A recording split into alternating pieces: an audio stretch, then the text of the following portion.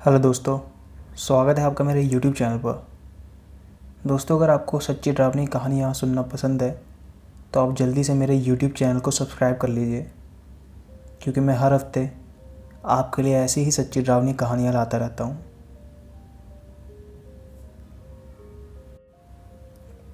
तो चलिए बढ़ते हैं आज की अपनी पहली कहानी की तरफ। मेरा नाम विकास है और मैं मुंबई में एक सॉफ्टवेयर कंपनी में जॉब करता हूँ। दरअसल जो बात मैं आज आपको बताने जा रहा हूँ वो मेरे साथ तब हुई थी जब मेरी नई नई जॉब लगी थी मुंबई में और मुझे रेंट पर एक फ़्लैट की तलाश थी। काफ़ी ढूंढने के बाद मुझे एक फ़्लैट मिल गया। मैं ब्रोकर के साथ फ़्लैट देखने गया। फ़्लैट काफ़ी बड़ा और अच्छा था, लेकिन मुझे एक बात समझ नहीं आ रही थी कि इतने अच्छे फ़्लैट की कीमत मुंबई जैसे शहर में इतनी कम क्यों है। वो ब्रोकर मुझे उस फ्लैट को काफ़ी कम दाम में दे रहा था। मुझे ये बात ब्रोकर से पूछनी थी, लेकिन मुझे लगा इसमें मेरा ही फ़ायदा है, जाने देता हूँ। लेकिन जब मैंने उससे फ़्लैट के मालिक के बारे में पूछा तो उसने मुझे कहा कि मालिक विदेश में रहते हैं, सारा काम हम ही लोग संभालते हैं। मुझे वो फ्लैट काफ़ी पसंद आ गया था और वो एकदम नया लग रहा था। आसपास के लोगों को भी एक दूसरे से कोई मतलब नहीं था, सब अपने काम में व्यस्त थे और वहाँ एकदम शांति थी। मुझे ऐसे ही फ्लैट की तलाश थी, क्योंकि मैं अपना ज़्यादातर काम घर से ही करता था। मैंने बिल्कुल देरी ना करते हुए 1 साल का किराया ब्रोकर को देकर सारे एग्रीमेंट साइन कर दिए। करीब 1 हफ्ते बाद मैं उस फ्लैट में शिफ्ट हो गया। दिन में सारा काम करके रात को सोने चला गया, लेकिन अचानक से आधी रात को मुझे काफ़ी तेज़ आवाज़ें आने लगी। तब मैंने उठकर देखा तो सारी आवाज़ें बंद हो गई थी। मुझे लगा शायद थकावट की वजह से ऐसा हो रहा था और फिर मैं दोबारा सो गया। अगले दिन दोपहर को मैं अपने ऑफिस का काम कर रहा था, तभी अचानक डोरबेल बजी। मैंने दरवाज़ा खोलकर देखा तो बाहर एक आदमी खड़ा था। उसने कहा, अगर आपको अपने फ्लैट पे कोई काम करवाना होता है या कोई भी काम खुद करना होता है तो आप दिन में काम कराओ, रात को हमारी नींद ख़राब हो जाती है। मैंने हैरानी से उससे पूछा, आप क्या बात कर रहे हैं? रात को तो मैं सो रहा था, ना मैंने कोई काम नहीं करवाया। उसने बोला, रात को आपके फ्लैट से काफ़ी ज़ोर ज़ोर से आवाज़ें आ रही थी। मुझे कुछ समझ नहीं आ रहा था। तभी उस आदमी ने कहा, चलिए कोई बात नहीं, आप आगे से ध्यान रखिएगा इस बात का और अपना भी। मैंने उससे पूछा, अपना भी मतलब? उसने कहा, कुछ नहीं, अब मैं चलता हूँ। उसके जाने के बाद मैंने दरवाज़ा बंद करा और अपना काम करने चला गया।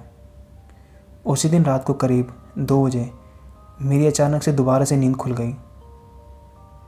मेरे किचन से बहुत आवाज़ें आ रही थी, जैसे कोई कुछ ढूंढ रहा हो। जब मैंने किचन के अंदर देखा तो सारे बर्तन बिखरे हुए थे, चारों तरफ पानी फैला हुआ था और मेरे फ्रिज का दरवाज़ा भी खुल रखा था। पहले तो मुझे कुछ समझ नहीं आया, लेकिन फिर मैंने सोचा कि शायद ये बिल्ली ने करा हो। सारा फ्लैट ढूंढने के बाद मुझे कोई बिल्ली नज़र नहीं आई। किचन पूरा साफ़ करने के बाद मैं दोबारा सोने चला गया। अगले दिन मैं जब अपने ऑफिस का काम कर रहा था, तभी मुझे लगा कि कोई किचन में से होते हुए बाथरूम की तरफ भाग कर गया है। मैंने जल्दी से अपना लैपटॉप बंद करा और बाथरूम में जाकर देखा, लेकिन वहाँ कोई नहीं था। मगर हैरानी की बात तो ये थी, बाथरूम का दरवाज़ा खुला हुआ था। लेकिन ये कैसे हो सकता था, क्योंकि दरवाज़ा तो मैं खुद बंद करके आया था। अब मुझे लग रहा था कि कुछ तो गड़बड़ ज़रूर है, लेकिन ज़्यादा कुछ ना सोचते हुए मैं दोबारा अपना काम करने लगा। लेकिन मुझे नहीं पता था कि अब मेरे साथ ऐसा कुछ होने वाला है जिसकी मैं कल्पना भी नहीं कर सकता। रात हो चुकी थी और मुझे काफ़ी नींद भी आ रही थी, लेकिन आधी रात को मेरी नींद दोबारा एक आवाज़ को सुनते हुए खुल गई।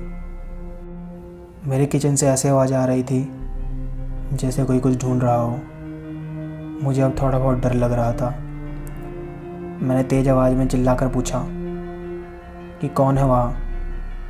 बस मेरे इतना ही कहने की देरी थी कि किचन की दीवार के पीछे से मुझे कोई देखने लगा। मैं आज भी वो याद करता हूँ तो मेरे रोंगटे खड़े हो जाते हैं।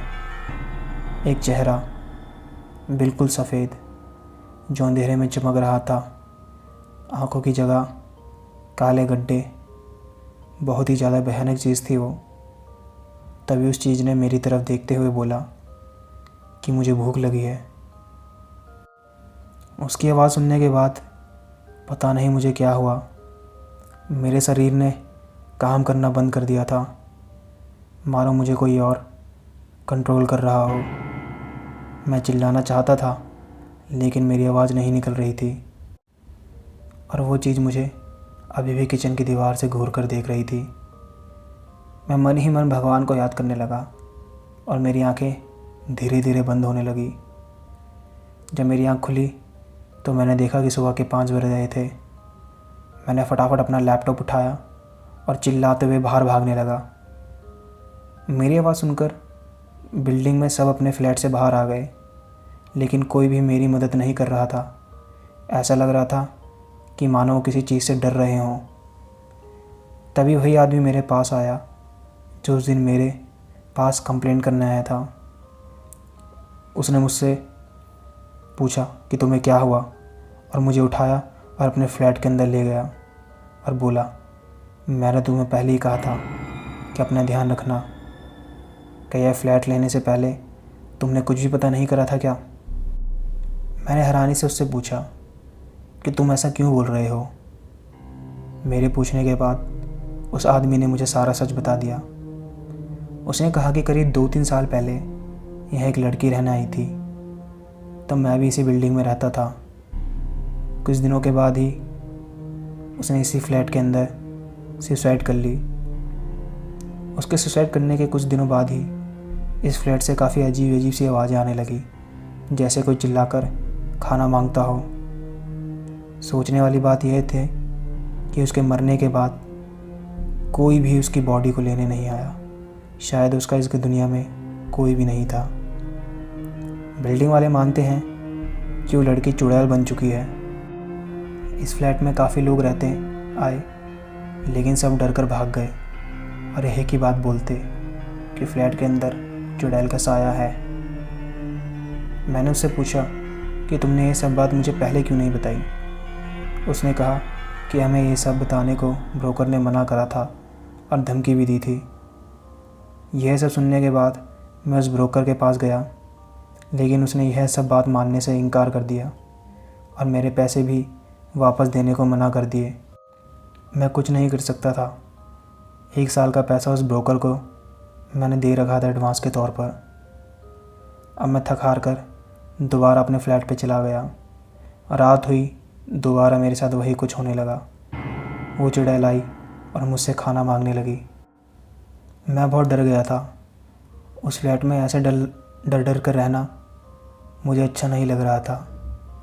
पता नहीं कब मेरी ज़िंदगी का आखिरी दिन हो, मैं ये सोचने लगा। ऐसा रोज़ रात को चलता, लेकिन मैंने एक बात सोची कि उस चीज़ ने आज तक मुझे कोई भी नुकसान नहीं पहुंचाया। मैंने ये सारी बात अपने दोस्त को बताई। जब उसने मेरी बात सुनी तो उसने मुझे एक महान पंडित जी के बारे में बताया। मैंने बिल्कुल भी देरी न करते हुए पंडित जी को लेकर अगले दिन ही फ्लैट में आ गया। पंडित जी ने मुझसे पूजा की कुछ सामग्री लाने को कहा और रात को हवन करने लगे। करीब 2 घंटे के बाद पंडित जी ने मुझे कहा कि अब तुम्हें कोई भी दिक्कत नहीं होगी। मैंने उनसे पूछा कि वो क्या चीज़ थी। पंडित जी ने मुझे बताया कि वो थी तो एक चुड़ैल ही, लेकिन वो किसी को नुकसान नहीं पहुंचाती। उसने आत्महत्या करके अपने आप को अपनी मृत्यु से पहले ही मार दिया था, जो कि बहुत गलत बात है, जिसकी वजह से वो इस फ्लैट में चुड़ैल बनकर घूमने लगी। और वो खाना इसलिए मांगती थी क्योंकि उसे भूख लगती थी, लेकिन वो कुछ भी नहीं खा पाती थी, जो उसके लिए एक सज़ा थी। लेकिन मैंने हवन करके उसे मुक्ति दे दी है। अब तुम आराम से रह सकते हो। आज उस बात को करीब 3 साल हो गए हैं। मेरी शादी हो चुकी है और मैं आज भी उसी फ्लैट में रहता हूँ फैमिली के साथ। लेकिन जो कुछ भी मेरे साथ हुआ, इन बातों ने मुझे इस बात का यकीन दिला दिया कि आत्मा, चुड़ैल, भूत, ये सब चीज़ें संसार में होती हैं और हर कोई चीज़ बुरी नहीं होती। जीवन एक अनमोल है, हमें अपनी परेशानियों की वजह से इसे ख़त्म नहीं करना चाहिए।